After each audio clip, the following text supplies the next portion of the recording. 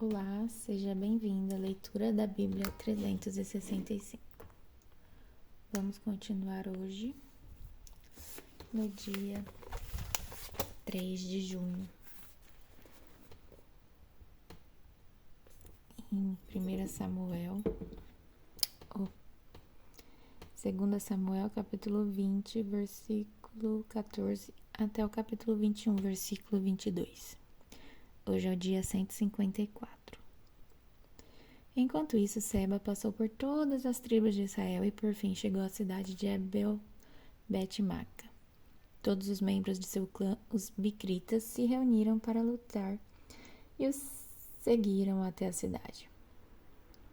Quando os soldados de Joabe chegaram, cercaram Abel-Bet-Maca, construíram uma rampa junto às fortificações da cidade e começaram a derrubar o muro. Então, uma mulher sábia da cidade gritou: "Ouçam, digam a Joabe que se aproxime, pois desejo falar com ele." Quando ele se aproximou, a mulher perguntou: "O senhor é Joabe?" "Sim, sou eu", respondeu ele. Então ela disse: "Ouça sua serva com atenção." "Estou ouvindo", disse ele. A mulher continuou: "Antigamente era costume dizer: se precisar resolver um desentendimento, peça conselho na cidade de Abel. Somos pacíficos e fiéis em Israel, mas o Senhor está prestes a destruir uma cidade importante de nossa terra. Por que deseja destruir aquilo que pertence ao Senhor?" "De maneira nenhuma", respondeu Joabe, "não quero arruinar e nem destruir sua cidade. Não é minha intenção, quero apenas capturar um homem chamado Seba, filho de Bicri, da região montanhosa de Efraim, que se rebelou contra o rei Davi. Se vocês o entregarem para mim, deixarei a cidade em paz." "Está bem", respondeu a mulher, "jogaremos a cabeça dele para você por cima do muro." Então a mulher levou o seu bom conselho até o povo. Eles cortaram a cabeça de Seba e a jogaram para Joabe. Ele tocou a trombeta e seus soldados se retiraram da cidade. Todos voltaram para suas casas e Joabe voltou para o rei, em Jerusalém. Joabe era o comandante de todo o exército de Israel. Benaia, filho de Joiada, era o comandante da guarda pessoal do rei. Adonirão era encarregado daqueles que realizavam trabalhos forçados. Josafá, filho de Ailude, era o historiador do reino. Seva era o secretário da corte, Zadok e Abitar eram sacerdotes. Eira, descendente de Jair, servia Davi como sacerdote. Durante o reinado de Davi, houve uma terrível fome que durou 3 anos, e o rei consultou o Senhor a esse respeito. O Senhor disse: "A fome veio porque Saul e sua família são culpados de terem matado os gibeonitas." Então o rei mandou chamar os gibeonitas.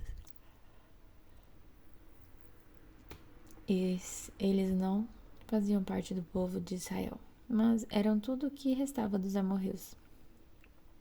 Os israelitas tinham jurado que não os matariam, mas Saul, em seu zelo por Israel e Judá, havia tentado exterminá-los. Davi lhes perguntou: "O que posso fazer por vocês? Como posso reparar o mal que lhes foi feito, para que vocês abençoem o povo do Senhor?" Os gibeonitas responderam: "Prata e ouro não resolverão a questão entre nós e a família de Saul. Também não temos o direito de exigir a vida de ninguém em Israel." "O que farei por vocês, então?" respondeu Davi. Eles responderam: "Saul planejava nos destruir, queria nos impedir de ter um lugar no território de Israel. Portanto, entregue-nos 7 dos filhos de Saul para que os executemos diante do Senhor em Gibeá, no monte do Senhor." "Está bem", disse o rei, "farei o que me pedem." O rei poupou a vida de Mefibosete, filho de Jonatas, filho de Saul, por causa do juramento que Davi e Jonatas haviam feito diante do Senhor. Contudo, entregou-lhes Armone e Mefibosete, os 2 filhos de Saul, com Rispa, filha de Aiá. Também entregou 5 filhos de Merabe, filha de Saul, esposa de Adriel, filho de Bersai, de Barzilai, de Meolá. Os homens de Gibeon os executaram no monte diante do Senhor. Os 7 foram mortos ao mesmo tempo, no início da colheita da cevada. Então Rispa, filha de Aiá, estendeu um pano de saco sobre uma rocha e ficou ali todo o período da colheita. Não deixou que as aves de rapina despedaçassem os corpos deles durante o dia, e impediu os animais selvagens de os devorarem durante a noite. Quando Davi soube o que Rispa, concubina de Saul, havia feito, foi até o povo de Jabes de Gileade para reaver ossos de Saul e de seu filho Jonatas. Quando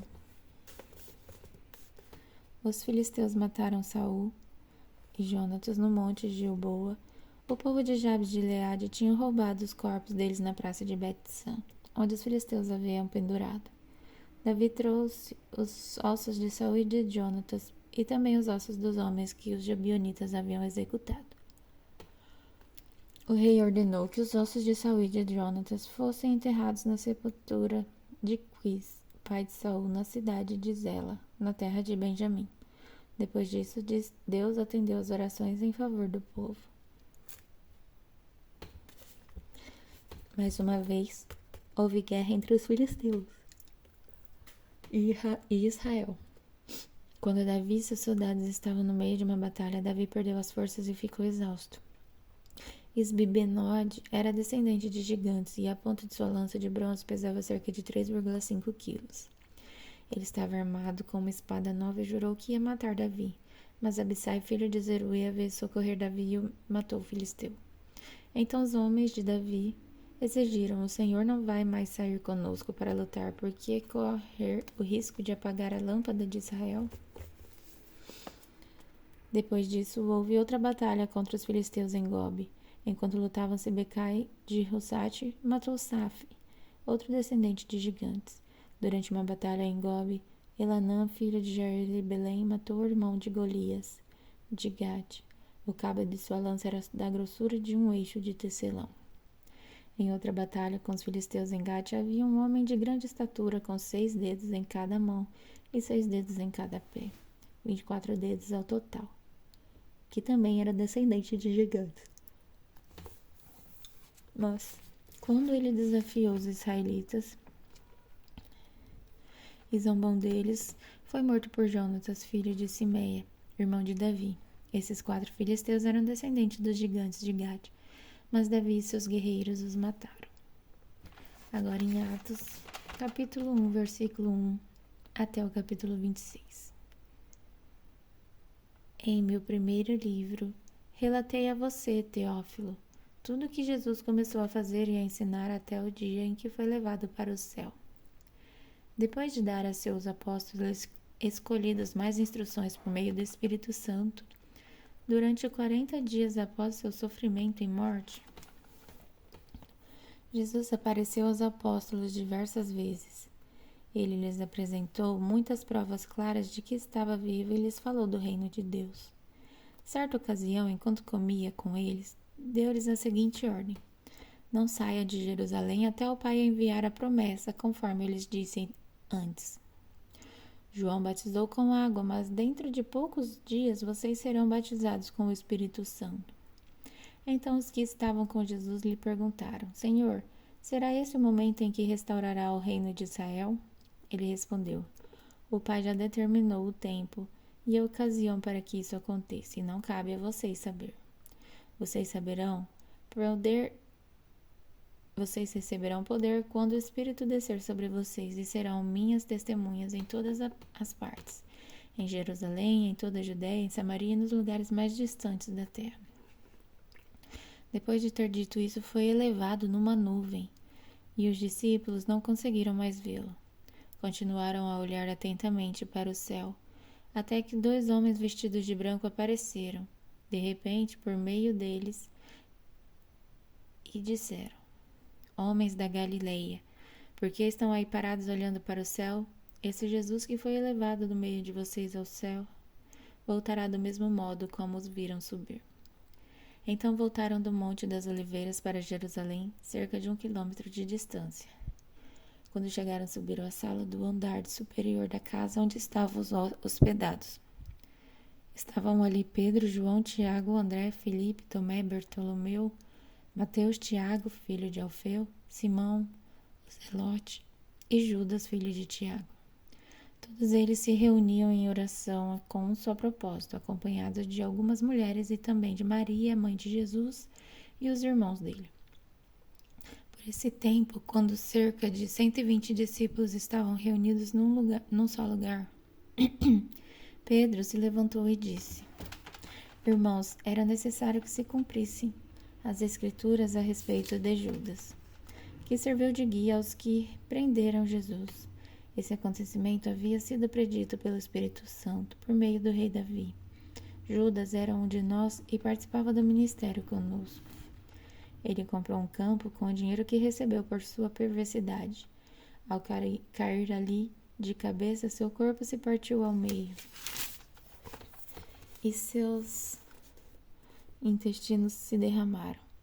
A notícia se espalhou entre todos os habitantes de Jerusalém, e eles deram ao lugar o nome aramaico, Alcedamã, que significa campo de sangue. Pedro continuou: estava escrito no livro de Salmos, que sua casa fique desolada sem ninguém morando nela. Também diz que outro ocupe seu lugar. Agora, portanto, devemos escolher um dentre os homens que estiveram conosco durante todo o tempo em que o Senhor Jesus andou entre nós, desde que ele foi batizado por João até o dia em que foi tirado de nosso meio e elevado aos céus. O escolhido se juntará a nós como testemunha da ressurreição. Então, indicaram 2 homens, José, chamado Barsabás e conhecido também como Justo, e Matias. Em seguida oraram: Senhor, tu conheces cada coração, mostra-nos qual destes homens escolhestes como apóstolos para substituir Judas nesse ministério, pois ele se desviou e foi para seu devido lugar. Então lançaram sortes e Matias foi escolhido como apóstolo, juntando-se aos outros 12. Agora em Salmos, capítulo 121, versículo de 1 a 8. Cântico para os peregrinos a caminho de Jerusalém. Olho para os montes e pergunto: de onde me virá socorro? Meu socorro vem do Senhor que fez os céus e a terra. Ele não deixará que você tropece, aquele que o protege não cochilará. Aquele que guarda Israel não cochila nem dorme. O Senhor é seu protetor, o Senhor está ao seu lado, como sombra que o abriga. O sol não lhe fará mal de dia, nem a lua de noite. O Senhor o guarda de todo mal e protege sua vida. O Senhor o guarda em tudo que você faz, agora e para sempre. Agora em Provérbios, capítulo 16, versículo 18. O orgulho precede a destruição, a arrogância precede a queda. Até amanhã, no dia 4 de julho.